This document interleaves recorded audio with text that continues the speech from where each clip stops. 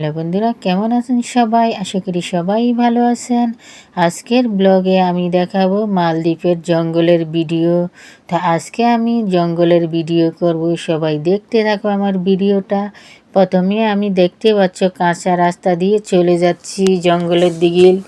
আর এক পাশে সমুদ্র, আর এক পাশে নারকেল গাছ সারি সারি। এখানে বিভিন্ন লোক এসছে ঘুরতে। সবাই এখানে সমুদ্রে গোসল করতেছে, কেউ ঘোরাঘুরি করতেছে, কেউ জঙ্গল ঘুরে ঘুরে দেখতেছে। এই যে দেখতে পাচ্ছেন জঙ্গলটা অনেক বড়। একা একা যেতে খুব ভয় লাগে। দেখতে পাচ্ছ সমুদ্রের পাড়ে মানুষ কি পরিমাণ আনন্দ উপভোগ করতেছে, হুন্ডা নিয়ে আসতেছে, বাস্কেটবল খেলাইতেছে। কি সুন্দর সারি সারি নারকেল গাছ, নীল জলরাশি, সবুজ শ্যামল অরণ্য। সবাই বলে শুধু মালদ্বীপ নাকি পানির দেশ।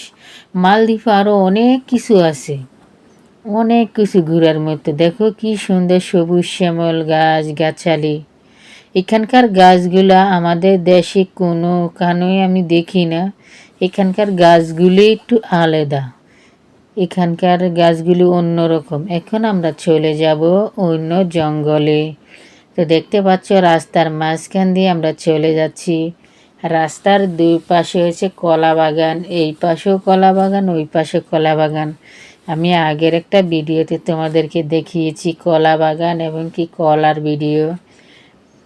এখন আমরা আস্তে আস্তে করে সামনের দিকে চলে যাচ্ছি। দেখো কত নীরব ছমছম এলাকা।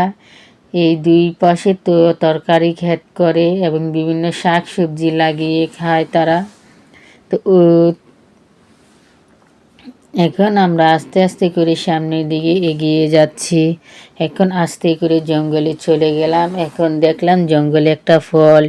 আসলে এই ফলটা নাকি এই দেশের মানুষ খুবই পছন্দ করে, খুবই জনপ্রিয় ফল। আসলে এই ফলটা কেমন খেতে আমি জানি না, তবে এই ফলটা এখানকার বাজারে পাওয়া যায়।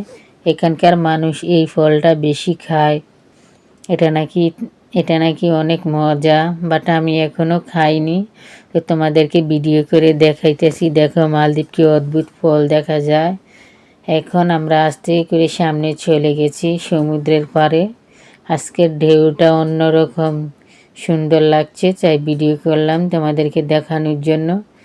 এখন আস্তে আস্তে ওই পাশে চলে যাব।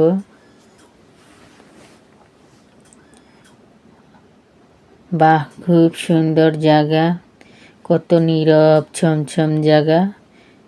এরকম নিস্তব্ধ জায়গার ভিতরে ঘুরতে অনেক ভালো লাগে।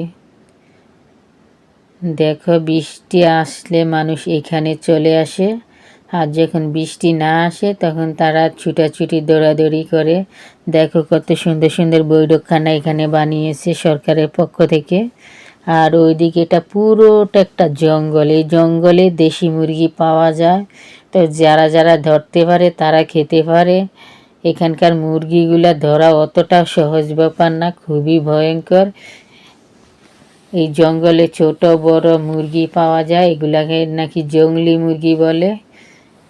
তো দেখতে পাচ্ছেন জঙ্গল ভিতর দিয়ে কত মানুষ যাচ্ছে ঘুরতে সাগর পাড়ে।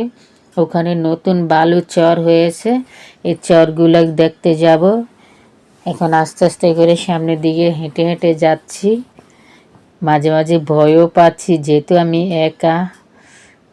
দেখতে পাচ্ছ কি সুন্দর নারকেল বাগান, কি সুন্দর নারকেল ধরছে গাছে, এবং কি এখানে ডাবও ভরপুর পাওয়া যায়।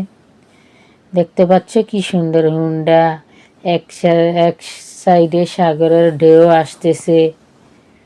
দেখো কত নীরব। তা আমার না অনেক ভালো লাগে এই জায়গাগুলা।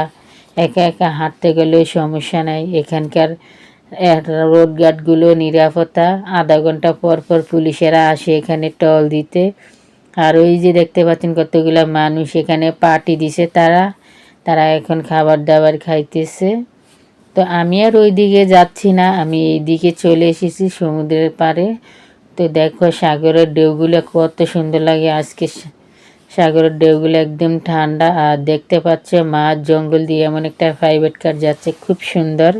তো আজকের ভিডিওটা এই পর্যন্ত। তো সবাই ভালো থাকবেন, সুস্থ থাকবেন, টাটা।